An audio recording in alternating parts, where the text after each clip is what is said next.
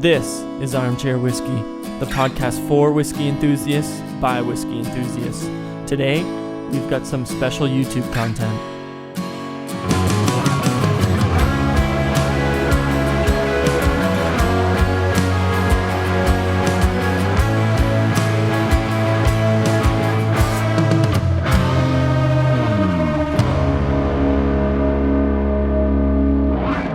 Want to welcome you, Davin, to Armchair Whiskey, and we're super excited to be here talking to you. And I think the first thing that we want to ask is, are you going to be drinking anything tonight? Well, I have some 40 Creek Copper Pot in my glass. Perfect. It's a pretty awesome whiskey. You know, I really do enjoy it. So that's good. Yeah, I'm pouring that. I'm actually on my second one. Oh, okay. And I also have to say that I'm delighted to be here. Thanks for inviting me on the show, especially you guys. You're just getting started. It's like I like to help people get new things going in whiskey. Yeah, no, we're excited to have you for sure. I will tell you that we have a lineup of 4 whiskeys in front of us. We may or may not drink a little bit of each, but we've got the 40 Creek Copper Pot, which was your recommendation for us to try. Yeah. We've also got Lot 40. And that is mostly because we picked that up because I listened to quite a few of your interviews on other podcasts, and you guys talked a lot about Lot 40. Mm-hmm. So we wanted to try that. I really wish we could have gotten a cask strength, but I feel like that's like not available anywhere right now. So no, it's not available anywhere, but yeah. But we've got the next best thing, I guess. And then we have we've got 2 kind of craft, Nova Scotia craft whiskeys here with us. Oh, that's we've got Caldera Champlain. Okay, I know Caldera, yeah. And we've got the Glen Breton 10. Yeah. Okay, I know both of those. Yeah. So if there's anything that you want to teach us through these whiskeys, you say the word and we will pour. We can't pour you one, unfortunately, but yeah. Yeah, well, out of the. You said you wished you could have got the cask strength, and I can remember when whiskey was so good it didn't have to be cask strength. There you go. That's a line. It's true though. I'm not a huge fan of cask strength. I also have this. Have you come across this? You must have. I don't know. I have. Yeah. Yeah. It's pretty sweet, isn't it? It is. It is too much for me. Which I've had this for well over a year, and that's how much is left. I mean, it's about half, and I try to give it to people who like sweet to introduce to whiskey, but that's a great idea. Yep. Yeah. But yeah, that's what I think that's our whole Canadian collection right now, isn't it? No, it's not. Well, we've got a couple other Glen Bretons. I've got the Fiddler's Choice, which is, I think, their base, like their cheapest one. And then I've got a small, like 250 milliliter of their is it ice? It's their cask. Ice cask finish. Yeah. So, and then I also have the Wayne Gretzky 99. Oh, right. Yeah. So I think that might be it. Oh, I did buy a really cheap bottle of Royal Reserve. And you have a Crown Royal. Yeah, of course I have a Crown Royal. The cheap. Well, I think I'm going to open this Lot 40 because Josiah hasn't actually tried this before. And then maybe we'll move to the 40 Creek as well, just because you're drinking it, and I think that'll be fun to both drink the same one. Yeah, so that's cool that we can definitely both be drinking the same at the same time. But one thing that we wanted to ask you, Davin, just to get going, is how did you get into whiskey? What is your whiskey journey, I guess? When did you start drinking, and how has that evolved? Well, I started out being interested in flavor. I took this wine course at Algonquin College. It's a 2-year program to become a certified sommelier. Wow. And so we were studying that pretty hard, and at the end of the day, we used to always sit down and drink whiskey. And it was a lot of fun. And I can remember sometimes, they just leave us the key and let us close the place down at the end. That's awesome. we keep on drinking there. Yeah. But it was about, it's not quite 25 years since I really kind of got into whiskey. And, I started, I think it was 1997. And right away, I met this guy online, Johannes van den Heuvel, and we started a website called Malt Maniacs, and I think it was either the first or the second non-commercial whiskey website. Wow. On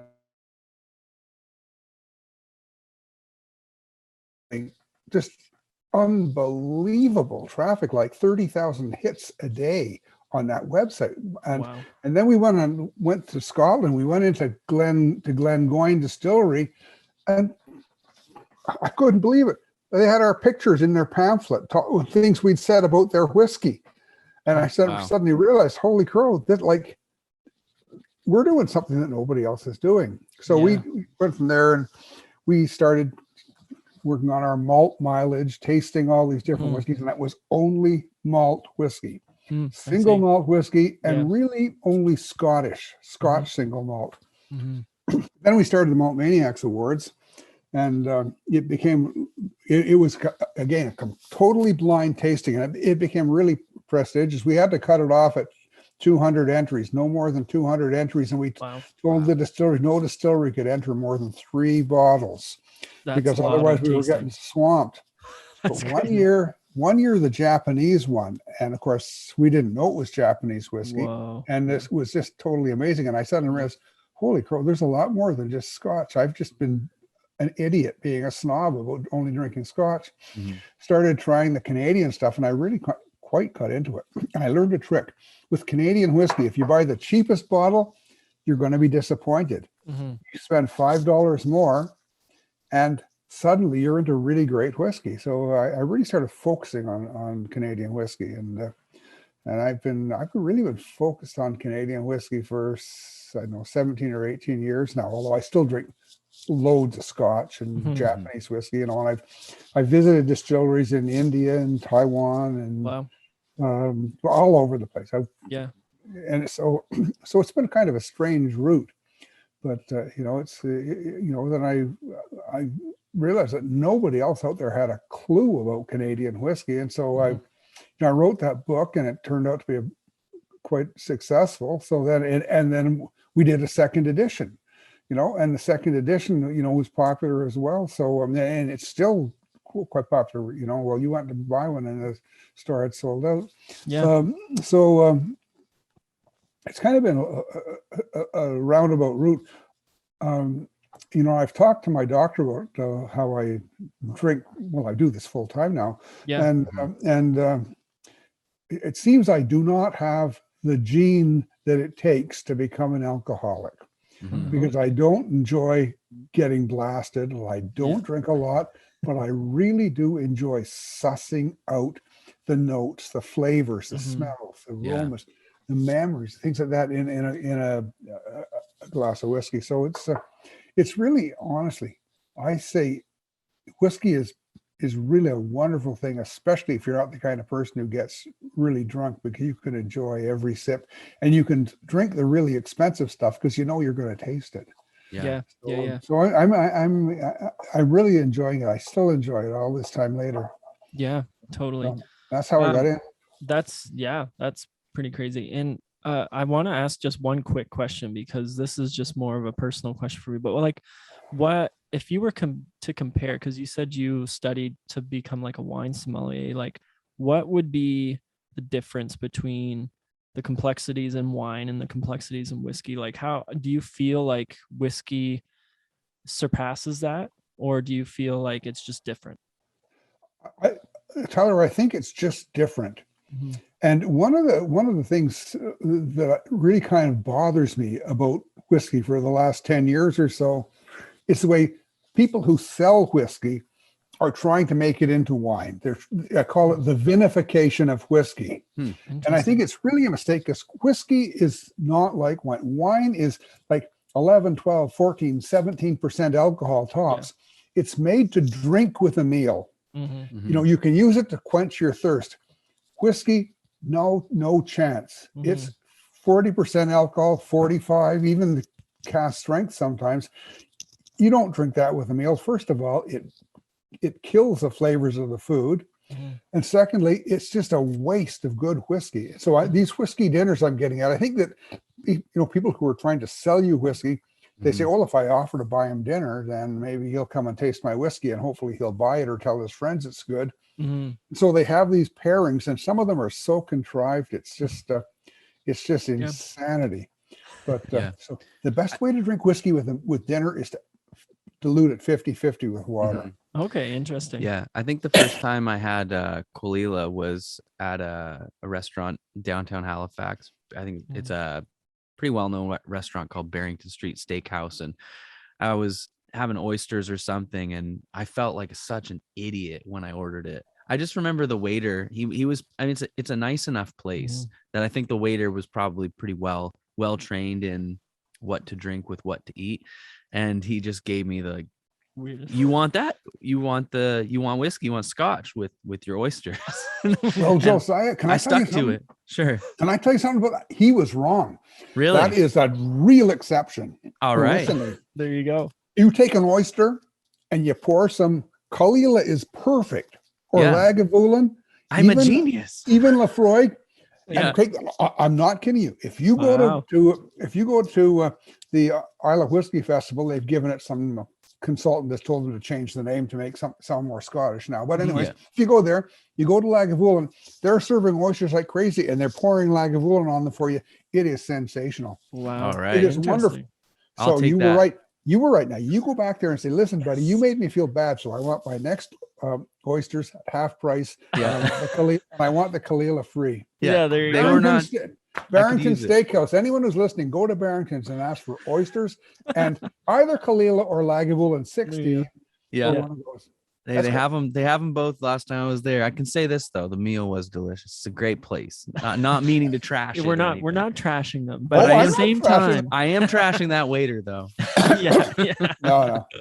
Oh goodness, yeah.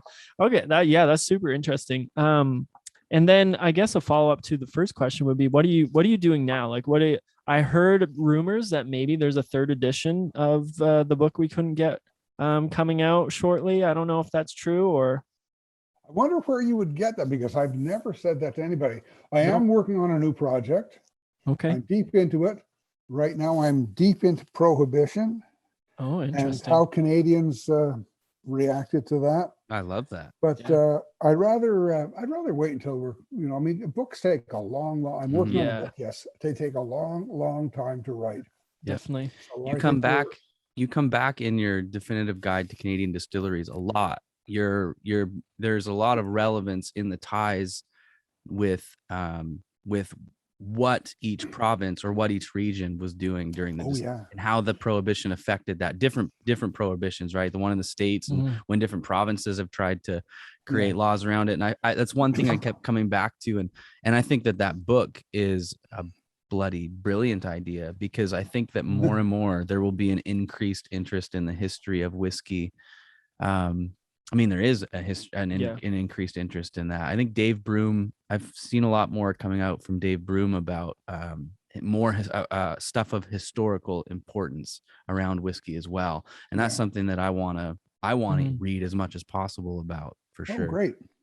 Well, my new book's got a lot of whiskey, a lot of history in it. Yeah. Dave Broom, by the way, is my favorite whiskey writer. Is he really? Interesting. Heavens, yes. Wow. I think he's insane. That guy, he's just so good. Yeah, he's a good writer. I mean, for sure. You've got his coffee table book right underneath Davin's book here. So as long as it's underneath, that's cool. Yeah, that's right. Yeah, that was on purpose. Yeah. So maybe we dive in. Here's kind of what we want to kind of converse around, but really want to hear you talk around, is that it seems like, and this perception could be wrong, you can correct us right off the bat, but it seems to us like Canadian whiskey exists right now, currently, in the shadow of single malt Scotch and bourbon, at least those two, maybe even you could say Irish whiskey. And so what's special about Canadian whiskey, and particularly why should enthusiasts or people just getting into whiskey Why should they be enthusiastic about Canadian whiskey and just the whiskeys of Canada, I suppose, as well. Canada as a country and the whiskeys that it's producing. I think that Canadian whiskey exists in the shadows of bourbon and Scotch and Irish whiskey and whatever in the minds of the 0.1% of people who are considered themselves real whiskey aficionados. You know, they're the Scotch people. Yeah. Scotch is great. Everything else is crap. I could say that with a Scottish accent, but it would sound like a Finnish accent. So, and then, you know, and but in terms of sales, Canadian whiskey is just it's insane. Mm-hmm. It in North America, you know, more people buy more Canadian whiskey than everything else put together. Okay, wow. The second best selling whiskey in North America is Crown Royal. Mm-hmm. There is it like one particular one, or you just mean the distillery, Crown Royal Deluxe? But okay. Yeah, the number one is Jack Daniels, by the way. Why is that? What is the appeal, you think, to the general public of Crown Royal Deluxe? Because the other one's is Jack Daniels, isn't it? The first one. Yeah, number one is Jack Daniels. Yeah. Crown Royal is a really beautifully crafted whiskey, and it appeals to most drinkers. They have a blending formula that really ensures that it's going to be good and stay good. I should have wished I'd tasted it today. I have a 1956 Crown Royal and today's Crown Royal that I'm going to taste head to head just to see what the differences are. Mm-hmm. But they are really one of the most innovative whiskey makers in North America. They do things that none of the other distillers even think about. And they don't care if they have to dispose of, 80,000 liters or 240,000 liters of an experiment. Mm-hmm. They do that. They have developed their own yeasts. Okay. They collected like 200 different yeasts and they've collected and they've generated all different kinds of yeasts so they can get flavors nobody else can get. Mm-hmm. They have some beautiful high-end whiskeys. I mean, they did just brilliantly in the Canadian Whisky Awards this year, and they've done really well in the World Whisky Awards this year as well, all judged blind. I found that when Crown Royal Northern Harvest Rye came out, everybody was saying how terrible it was. Mm-hmm. I was pouring it and not telling people what it was, and they loved it. Mm-hmm. When I poured it from a Crown Royal bottle, they either were polite or they weren't. Yeah. And that actually won the Canadian Whisky, like the biggest award at the Canadian Whiskey Awards, right? The winter wheat. Winter wheat. Oh, that winter wheat! You've got to try that. Have you tried it? You can't find it anywhere. That was a real pat in the back for the Canadian Whiskey Awards. The next day it was sold out at the I know. Yeah, it was crazy. Thanks. Yeah, thanks for that. Yeah, you're welcome. You know what? Without those awards, I probably never would have. It wouldn't have been on my radar, though. Yeah, I wouldn't have looked for it, and I probably wouldn't have bought it. Yeah, the 18-year-old is twice the price, and it's I don't know. I almost like it better than the winter wheat. Interesting. 18-year-old, but that winter wheat, those guys knew 8 years ago that they were going to be releasing that whiskey. Mm-hmm. It's not like they just go into their barrel room and decide, I'll take some of that and throw it together and make myself a new fancy whiskey, or I'll throw it in a finishing barrel for 6 months and I've got something special. That I tasted that when it was very, very young, and they were really they really think it out. They've got a big team of innovators, and the thing I love about Crown Royal is they make the people blend with their noses. They use scientific instruments to check the whiskey for flaws in the distillery, but in the blending, nope, they're not allowed to use scientific instruments or gauges. They have to use their noses, and they have tests, and they have a big team of people who assess the whiskeys. Yeah, and don't they blend like something crazy, like sometimes like up to 50 whiskeys in one? Yeah, that was one of their secrets, is that by making a whole bunch of different components, because every year, of course, there's different weather. So every year the grain tastes different. So by making a whole bunch of different components, then they can keep the flavor consistent from one year to the next, because they just change the ratio of the components. Yeah, You know, I think it was 1998 when the rye was really, really spicy. So they backed off the rye a little bit and use something else. But they do a couple of mash bill whiskeys, but they also do, you know, 100% corn whiskeys and 100% rye, 95% rye really. And, you know, so they can, and then they mature them in different barrels, mature them in different ways for different lengths of time. So they get all these different whiskeys. And then, then they bring the components together. I know that the woman who blended Crown Royal, she's just retired. I said, man, it must be really difficult getting it close enough that, you know, you can call it the same. She says close enough is not good enough. It's got to be perfect. Yeah, exactly. And I think that's the only distiller I know whose whiskey is perfect from one bottle to the next. You've got the deluxe, which is their entry level. It's one of the few entry level whiskeys that I really enjoy. Yeah. But if you go up a little bit, you know, like get the Crown Royal Reserve or XR, one of those, and you're starting to get some really good whiskey, and it feels good in your mouth too.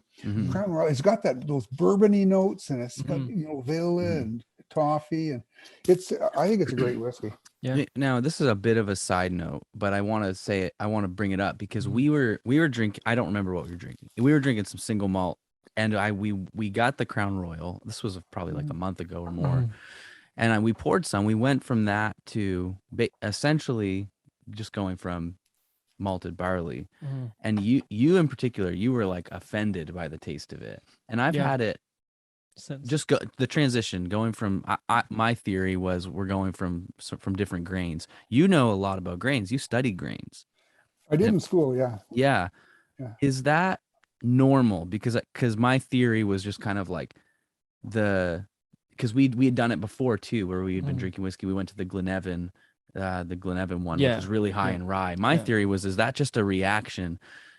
I was thinking maybe that's just a reaction on your palate to more of that really lively, spicy type of kick that rye has.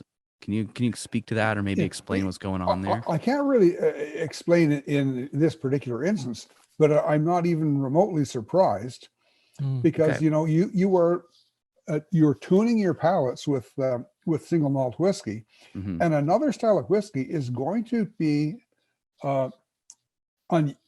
unfamiliar when you taste it. And I don't think that you need to be even slightly concerned that you found it unpalatable, because it's not something, because again, you said this, Josiah, that you think that the taste is learned, that you acquire your taste, that you develop your taste. And this is absolutely true.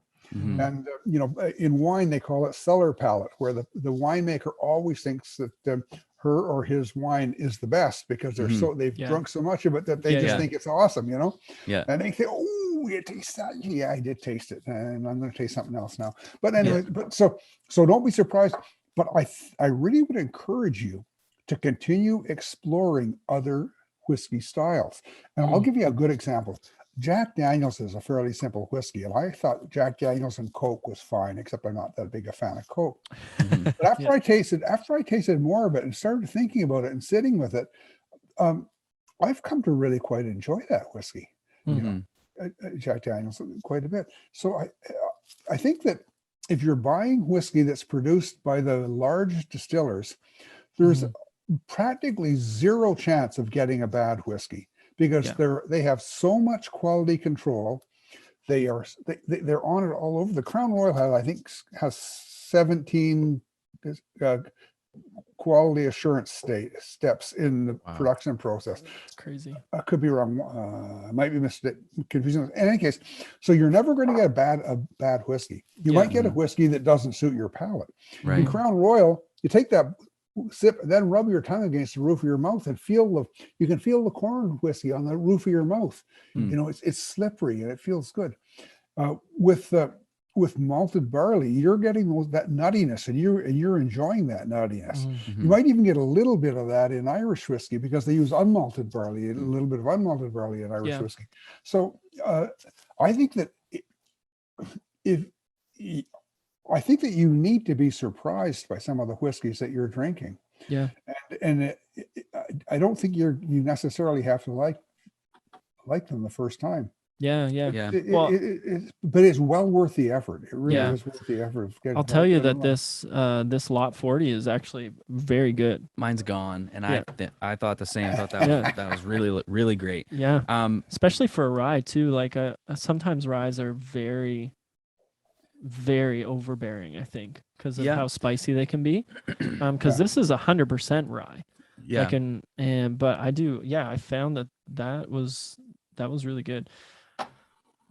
Well, I just poured us a couple glasses of the 40 Creek Copper Pot, because I think that what I'd like to, so we probably are that 0.1%, or we're moving in on that 0.1%, because I think for me, I would be lying if I said that I didn't feel personally like Canadian whiskey kind of exists in the shadow of single malt Scotch and bourbon. And for me, really, once I got into single malt, I was like, I could live here. I could camp here. It feels like I could just drink single malt Scotch the rest of my life. Now, the thing that I've noticed is that any experts that I listen to, they all promote and talk a lot about trying different styles, and they don't. It seems like the deeper someone gets into whiskey, the less discriminatory they get.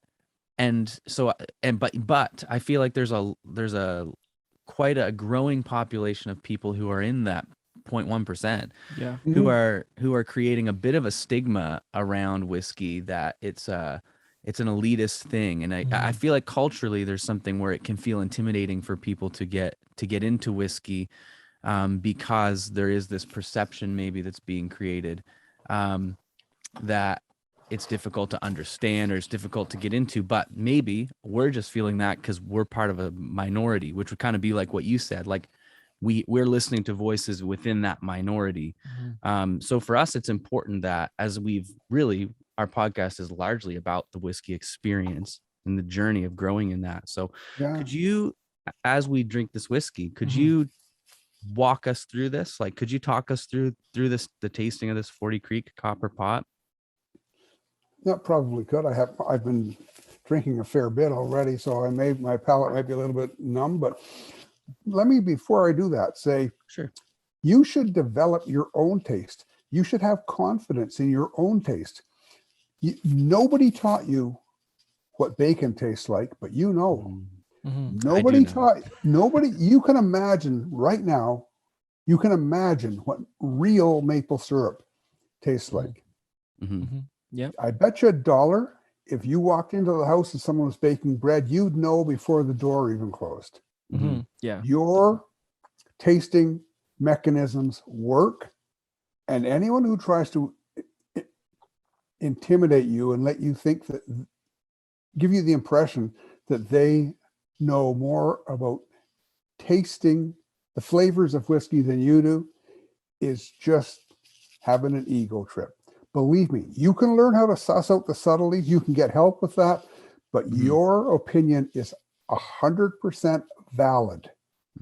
You've got your own tasting experiences, your own background, and you really don't. I mean, look, read some of the tasting notes in that book, or in my whiskey book. Read the tasting notes in Canadian Whisky, and I'll bet you 50% of them you don't find in the same whiskeys, because you have a different experience or a different way of expressing it.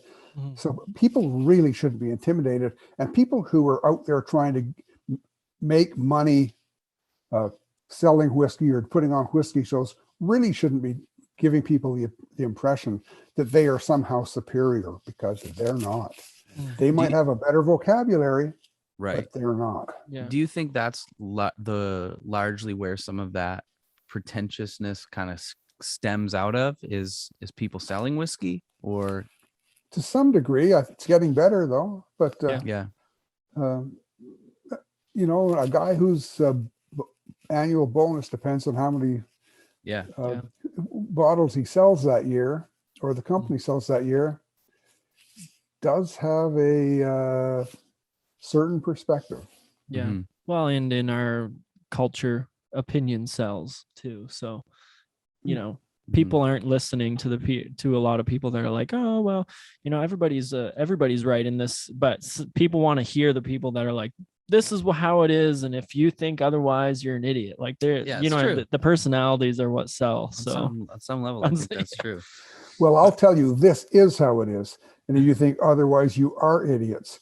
Your own opinion is the most important. I love that. Yeah, I love that you're saying that. Good. Yeah. It is what I do music and produce some music and write music and so not on a major level, not professionally, as a hobby, but that's often what I feel.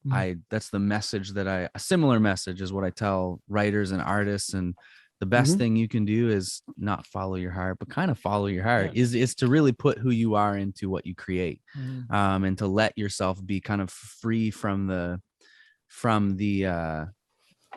pressure to do what someone else has already done. And on some level, I get a little bit of that spirit in what you're saying. In your message. I hope if the Fredericton Whiskey Show happens this year, you guys will show up, because I want to sit down with you guys in a bar. Yes. With a beer. And talk. Yeah. If it happens, we will be there. I feel like there's probably not going to be much that will keep us away from it. One thing, I have a confession to make to you, Davin. When I first tried this 40 Creek, because I have a very hard time buying a bottle and not trying it as soon as I get home. Yeah, me too. Same thing. So I tried it right away, and I really did not like it. It was hard for me to drink, but I'm drinking this now off the back of this Lot 40, and it has this sweetness about it. Okay, I was going to ask you, what are the first two things that you smell in this? Because they both come out right away. Just nose it. Leave your mouth open a little bit when you're nosing it. Smell it, but if your mouth's open a little bit, you'll smell it better. I get maple syrup like right away. Yeah. Good. Yeah. Tyler? I definitely get the maple for sure. Okay. That was right away what I got, and that's kind of what I was also tasting, the sweetness, very mapley. I don't know. There's something else there that I can't quite put my finger on. Okay. I get a little dill pickle on it too, like pickle, like that smell in a pickle jar. It's really slight. I get that with a lot of different ryes as well. I think that is the actual rye grain that you're smelling. Really? Okay. That is that maybe a common? I think I've seen it written down before, but is that a fairly common association? Well, I think a lot of American ryes have pickle. Most ryes don't have that dill pickle note, but the really good ones do. Interesting. Ooh, you need to use a specific yeast to get that, and it's that note is a flaw if it's in wine, and it's a flaw if it's in beer. But in specifically rye whiskey, that it really adds some accentuation, adds some complexity, some breadth to the nose of the rye. Okay, so you've got that rye, and you've got that maple syrup sweetness. Could you imagine nosing that with your mouth open just a little bit?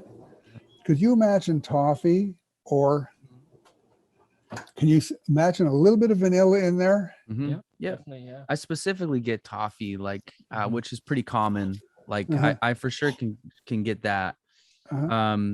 Reminds me of, there's a Scotch that we like, a Glengarry, the Glengarry, I think it's the 12-year-old, which I pick up a lot of that. I would associate with the toffee in that taste or smells like the toffee note on the nose in this as well. Well, good. You see? Yeah. I'm really enjoying this, which is, to piggyback on my confession, I really did not enjoy it before, but now I'm really enjoying it. So, and I'm not just saying that because we were talking to you and you recommended this. We strive for honesty. I would say that when we tasted it before, I timed it on my second drink, and then my third, and I was like about 6 to 8 seconds in, I got like a bitter kind of finish. I didn't like that. I'm not really getting, that's not really happening now. Maybe because we had some whiskey before this or whatever, but I didn't love the finish, but I didn't mind like when I had it, I didn't mind it. I said it's pretty good. And then but then I felt like it got worse as it went on. I didn't like that. I was like, good, not as good, not as good. Don't really like the finish. Not happening in the moment though. I do always say whiskey's better when you drink it with people though. Yeah. That's true. That's the most important thing. Yeah, definitely.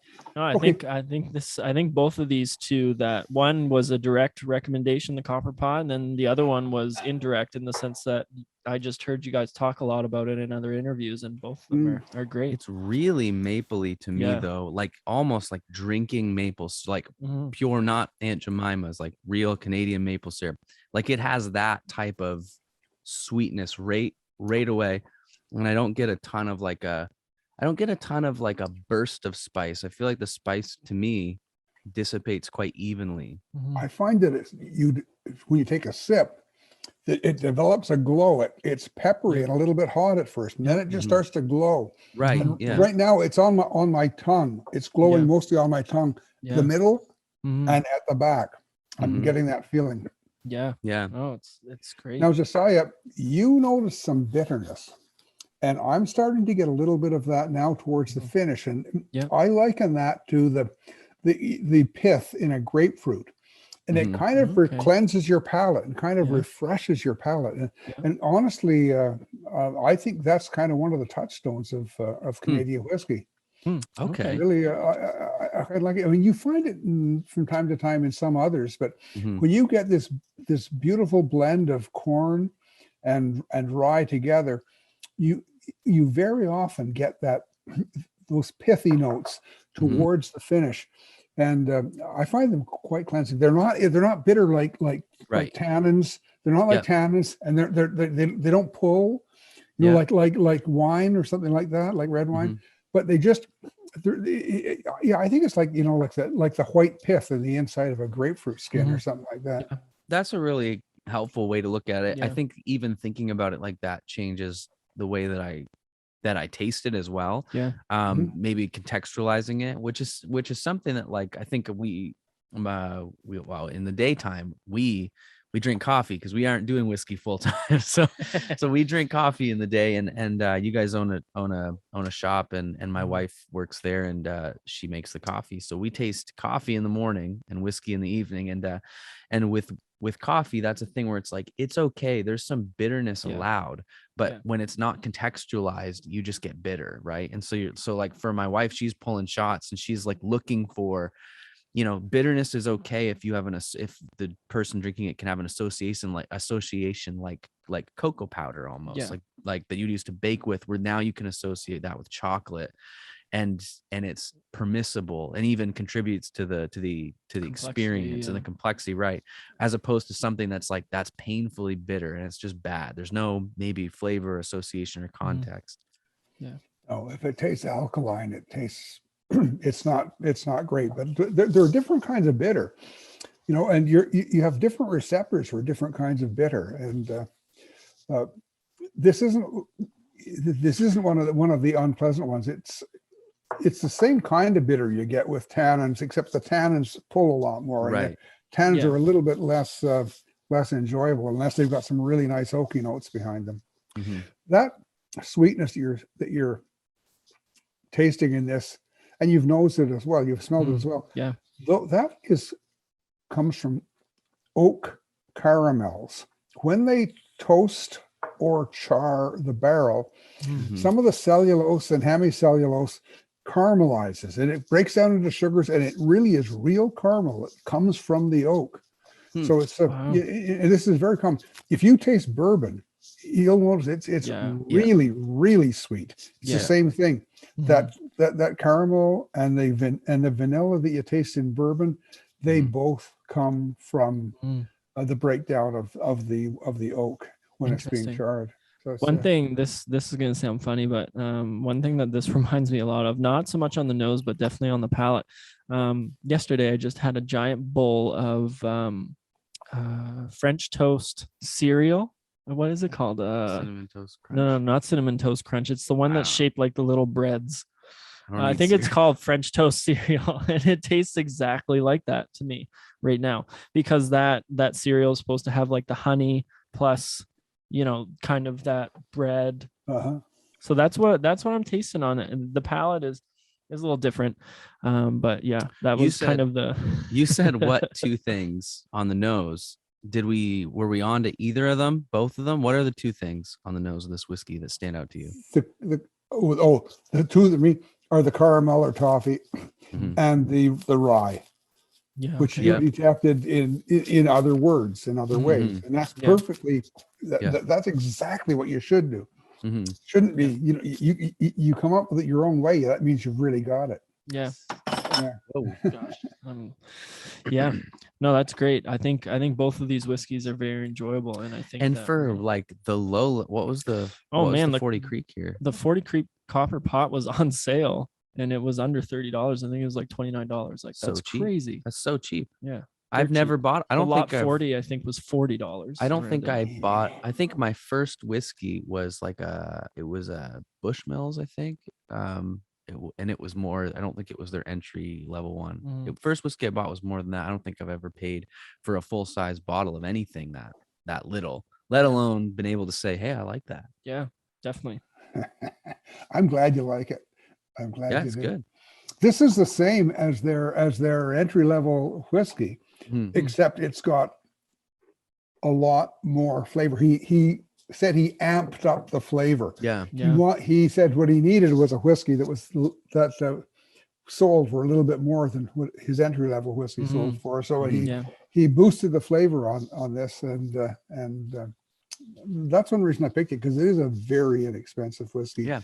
That really is very satisfying. Yeah, definitely. I would agree with that. Do you like the Foxheart? I saw you reviewed that. I mean, the reviews are a little different than asking you personally what you think about it or if you like it. But I saw you seem to review it quite highly. I saw it the other day and I was like, oh, maybe I'll get that one. But I didn't want to jump the gun until I tried this one. So okay, well, I'm well into my second bottle of Foxheart, and I've got. I think I'd be lying if I said 2,000 bottles, but I think I wouldn't be lying if I said 1,000 open. So wow. Crazy. I'm very jealous. I enjoy Foxheart. Yeah. Yeah. I do. And it's good to know. It's you know there's just so much happening at 40 Creek that where they're really not trying to be in the same mold as everybody else. They're really stretching, the limits. That Master's Cut that they came out with this year, I have never, ever tasted a commercially made whiskey like that. I remember a friend of mine in France once bought a whole bunch of Lafroig and 10-year-old redistilled it. Oh, wow. Oh, wow. And then put it to mature. Because we used to do distilling there, because you can rent a portable still for one day. Wow. And do distilling, and they go from winery to winery to winery to winery with these stills, make one. Cool. And it had very similar characteristics to the Master's Cut, 40 Creek Master's Cut, because there's something there. The whiskey changes chemically, a lot of oxidation. It changes chemically. So when you redistill it, the heads are gone already, the tails are gone already. You got this big wide heart that's got all these mature flavors in it. Then they put it back in barrels and matured it.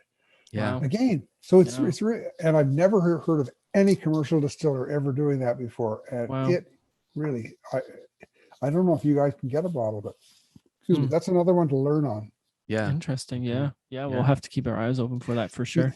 This is turning into a 40 Creek masterclass. I didn't intend it. Yeah. We gotta move. We gotta have you field some questions from the audience, which you have. I do have some. Or else I gotta be honest. It's easy to be honest. This is a very interesting conversation. And I could probably ask you questions till you're blue in the face. But for the sake of not taking up too much of your time or the listeners' time as well, let's get into some of these audience questions. Some of them are going to be really really quick for you. I'll ask those ones first. Just get them out of the way. But we've got what's the best entry Canadian whiskey? And I don't know if they mean like, what's the best Canadian whiskey for the least amount of money, or what's the best Canadian whiskey to like cut your teeth on Canadian whiskey? But you could answer both, or maybe your answer will be the same. Depends what they like. I mean, if they want something that's sweet, luscious, and really mouth-filling, Canadian Club 12-year-old. Okay. Canadian Club 12-year-old. 12. Okay. It comes in a different shaped bottle. That's a nice one. Okay. Or if they want a rye whiskey that really is quite good, they could try Canadian Club 100% rye. Okay. If they want a great entry-level whiskey that's really inexpensive, they can try 40 Creek. 40 Creek Copper Pot. Copper Pot. If they want to get barrel select, fine. But if they get Copper Pot, it's twice the whiskey. And it's only cost $1 or $2 more. Yeah. But if you ask me this again, I'll give you different whiskeys. Yeah, for example, sure. I would say Shelter Point. If you want to try, if you want to try craft whiskey, try something from Shelter Point or Two Brewers. But right now, I'm totally in love with Okanagan Spirits. Okay. So there's so many great whiskeys out there. I think the better thing to do is try it in a bar, so you only have to buy one glass. Yes, definitely. No, for sure. We would agree with that. We've recommended that before. Yeah, sure. Definitely. Yeah, that's great. Next one, which I think I already know your answer, but which Canadian whiskey would you put in a world competition? A world competition today? Yeah, good one. I would put that Crown Royal winter wheat. Yeah, I kind of figured you'd say that for sure. Because you want to win. Yeah. The Europeans love it. Yeah. The UK loves it. I'm talking about the judges. UK loves it. Yeah. And in Canada, it just blew everything else out of the water in the Canadian Whiskey Awards. And there were so many whiskeys. And now, honestly, and Totally Blind. It's really a fabulous whiskey. Yeah. If I was going to go number 2, I'd say Pendleton 20-year-old Director's Reserve. Okay. Yeah. Interesting. All right. And number 3. Oh, number 3. Yep. Give it to us. Caribou Crossing. Okay. I was just reading about that one today. Yeah. Nice. Yeah. Single barrel corn whiskey. All right. Oh, yeah. Next one. This one is taking you out of Canada. What's your favorite non-Canadian whiskey? I feel like that's always a question. Whenever we are like, hey, this person's an expert in this region, they're always like, what's your favorite? Not that. Yeah. They just want to know. But yeah, what's your favorite non-Canadian whiskey? That, so. I think it would be hard to say. I like a lot of them. Like I really like some of the Cavalans. You know what? You get a really old Glen Grant, and that's pretty hard to beat. Okay, interesting. I went to a tasting at a guy's place. It's in Ho Chang Yao in Taipei. He has everything, and he said I could take any whiskey I wanted, and he would open it and pour it for us. I took a really old Glen Grant.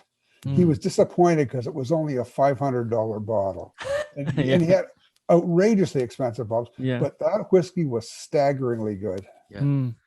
Interesting. I shouldn't go too far down here, but we haven't had I don't think we've had it. I think the oldest whiskey I've had is 25 years old. It was at the distillery tour for Glenora. And it was okay. Well, to keep it short, basically our next level, I think, is we want to get into trying to try some older stuff. Cause we love, not because we don't love the younger whiskeys that we're drinking, we do, but just cause we want to explore that. What can we expect jumping up into higher age statement whiskeys? Well, I think that they're not all the same. You can expect a lot of high E3 notes. Okay. You can expect a whiskey that's very tightly integrated. You can expect whiskey that has a lot of maybe floral notes, maybe some fruity notes, things that you don't taste anywhere else. I'll tell you what, if you're going to Fredericton this year, about a week before you go, send me a note. Okay. Sure. And if I still have any, I'll bring you a tiny bottle of 44-year-old Canadian Club. Okay. Oh, yes. I like that deal. We're going if it's Yeah. happening. I have a terrible memory. If you don't remind me, I won't be embarrassed not to have it with me. Okay. Yep. Well, And if I drink it in the fair. meantime, I'll tell you. Fair deal. There you That's go. a fair deal. Yeah, that is a fair deal.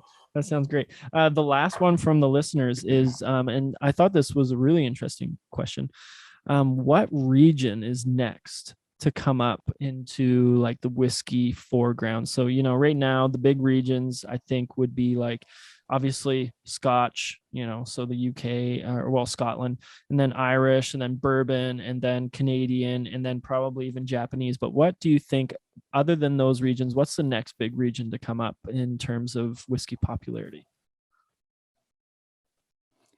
Well, I think the popularity of Canadian whiskey is continuing to grow. Mm-hmm. And there's a lot of really, connoisseur quality whiskeys coming out. Crown Royal has some fabulous whiskeys, and they produce big quantities of them that are really made for connoisseurs. The 40 Creek stuff is really quite good. They're special releases that they do every year. Again, large enough quantities that everybody can get them. Mm-hmm. I think, though, that the next big thing is going to be Irish whiskey. Okay.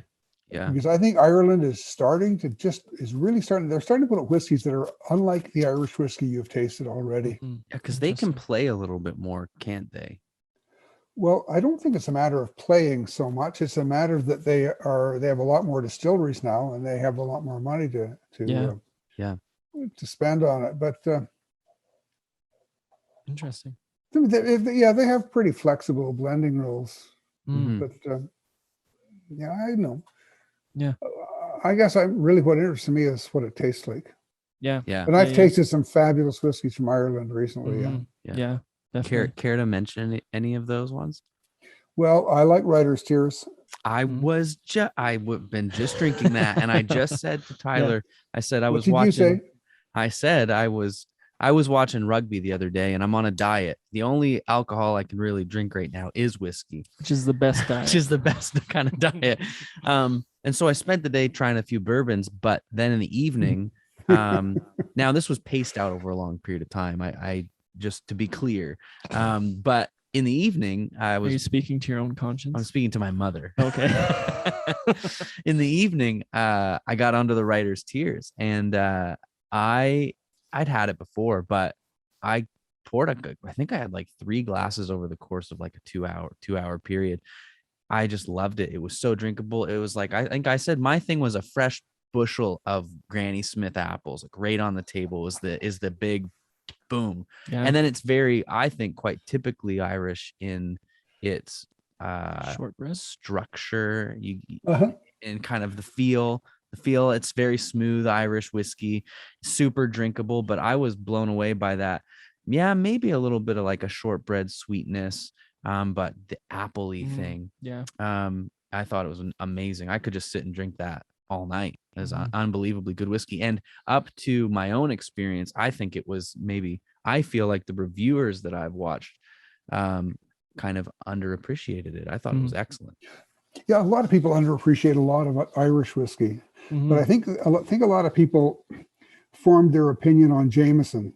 Yeah. On the entry level Jameson, which is great for drinking with ginger ale or for doing shots. But as far as connoisseurs go, it's like entry level. It's like entry level Canadian whiskey. Isn't that wonderful?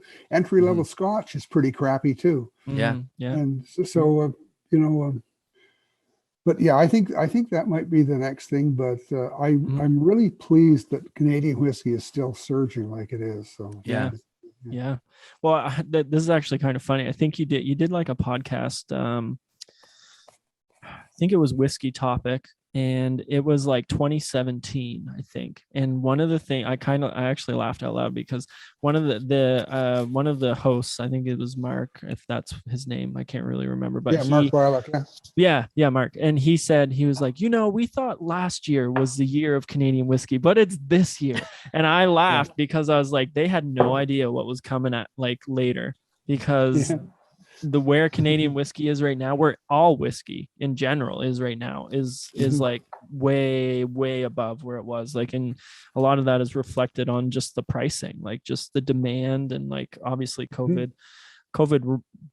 like shot the demand through the roof. I demanded a lot more whiskey during COVID. It shot the demand through the roof, and then the supply chain breakdown was also, it was like these two things at odds with each other. But yeah, anyway, I laughed out loud because I was like, that's so funny. In 2017, they're like, this is the year of Canadian whiskey, and maybe it was that, that like every year Canadian whiskey, I think for a while has been growing and growing and growing, but definitely looking back, in 2022. 5 years ago, it's like it's way bigger than it was back then, that's for sure. Sure feels that way to me anyway. Yeah. Have you tried any of those Alberta premium cask strengths they've had out lately? No, I actually was going to ask you about that. They just like, it was like in the new year. Our stock here in Nova Scotia was really bad. We were hurt right after Christmas. It was like a barren wasteland. And then all of a sudden in the new year, which makes sense, they restocked a bunch of stuff. And there were 2 Alberta premium things that came that I haven't seen before. And the cask strength was one. And then I think the 20-year-old. Oh yeah, the 20-year-old. Yeah. I think those 2 came together. And I was going to ask you if those would be worth getting, because they are like I think they were maybe around $100. Maybe they're less than that, but they're a crisper style of rye. They're not at all like that lot 40. Okay. They in blind tastings, they tend to score very high. Interesting. Okay. But if you're expecting American style rye, you'll be disappointed. Mm-hmm. Was it Did Whistle Pig get their rye from Alberta Premium? Some of it. In the beginning, they did. Yeah. Okay. And I thought they still did get some. They probably do. Yeah. The guy who the CEO, Jeff Kozak, used to work for Alberta Distillers, and he was selling that whiskey to Whistle Pig, and then eventually he went to work for them. Okay. And Masterson's is even better than Whistle Pig. Really good whiskey. Okay. So out of those 2, the 20-year-old Alberta Premium and the cask strength, which would you recommend if we could only pick one bottle? I can't remember. So just get them both. No, see if you can find them in a bar. That's true. Yeah, that's the way to do it. That is the way to do it. Yeah, I find that a lot of bars around here don't serve. Like, have you noticed that they don't serve Canadian whiskey very much? Maybe it's a Nova Scotia thing, because it could be Scotland. We kind of There's have a lot that of Scotch. weird cross cultural thing with Scotland. So it's generally Scotch and Maker's Mark everywhere you look. Scotch. Some Nothing wrong with Scotch. Nothing wrong with Scotch. Hey, definitely not. This has been great, but I still could go for a Scotch right now. Interesting. Well, I think that we should call it here. But if you're open to it, we'd love to have you back. I feel like we could probably we could probably ask you questions for hours on end. This has been really great, but we do need to wrap it up. But we'd love to have you back, and we'd love to get our hands on. I don't know if you have a bottle, or if we can help you achieve a bottle of the Raging Crow. The bourbon that's not allowed to can't call it bourbon is what they call it. I have a couple of bottles. Yeah. Okay. Well, lucky you. They just bottled another batch. Did they? I think today was their re-release. Okay, I'm not a social media guy, so I would miss this stuff. But we're gonna get a bottle of that ourselves. We'd love to chat in the future. Hopefully not too far in the future. If we don't see you in Fredericton. But we'd love to have you back again if you'd be willing to do that. And we'd love to have some more whiskey with you, have some more conversation. For sure. Yeah, I'd love to come back. I really enjoyed it. You guys are really awesome, Thanks. you. You are just too. so, you're really like keen to learn. Yeah. And I bet you Buck, your audience appreciates that. Anyways, thanks very much for having me. Okay. Yeah. Anytime. Anytime. Thanks so Sure. much. All right. Take You care, have a good night. Yeah.